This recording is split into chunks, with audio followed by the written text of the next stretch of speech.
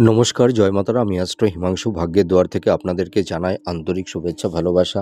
আজ আমি যে প্রেডিকশনটি করতে চলেছি, যদি কোনো রাহুর মানে এই যে এইটি হচ্ছে আমাদের রাহুর স্থান। যদি কোনো জাতক জাতিকাদের রাহুর ক্ষেত্র যদি নেগেটিভ থাকে বা ডাবা থাকে বা অসংখ্য জাল চিহ্ন, এই ধরনের তিল চিহ্ন বা এই ধরনের ক্রস চিহ্ন যদি থাকে, তাহলে আপনারা বুঝবেন যে আপনাদের রাহুর স্থানটি খুব নেগেটিভ আছে। এবং রাহু যখন মানুষের নেগেটিভ হয়, তখন সেই সব জাতক জাতিকাদের মধ্যে একটা ইলিউশন, একটা প্লেজার তৈরি হয়।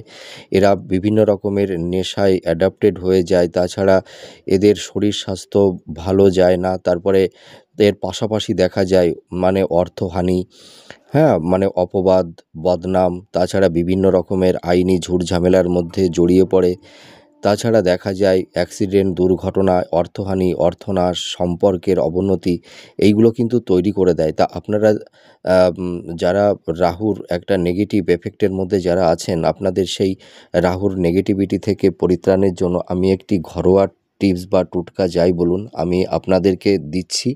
আপনারা এইটা করুন, দেখবেন রাহুর নেগেটিভ থেকে আপনারা অনেকটাই পরিত্রাণ পাবেন। আপনাদের সমস্যাগুলো অনেকটাই মিনিমাইজ হবে। আপনারা কি করবেন, প্রত্যেক অমাবস্যায় প্রত্যেকটা মাসে একটা করে অমাবস্যা পাওয়া যায়।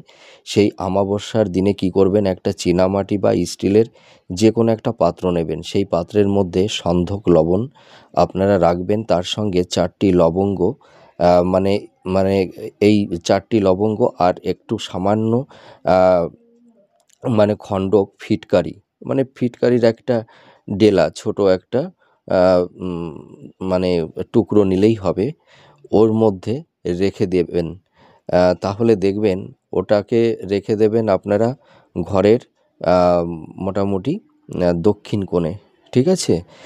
আপনারা 1 মাস রেখে দিন। তারপরে আবার আপনারা ওই লবণটাকে, যে যে উপকরণের কথাগুলো বললাম, ওইগুলো আবার চেঞ্জ করে আবার নতুন করে আবার আপনারা দেবেন। তাহলে দেখবেন রাহুর নেগেটিভ এফেক্ট থেকে আপনারা অনেকটাই পরিত্রাণ পেয়ে যাবেন। নমস্কার, জয় মাতারা।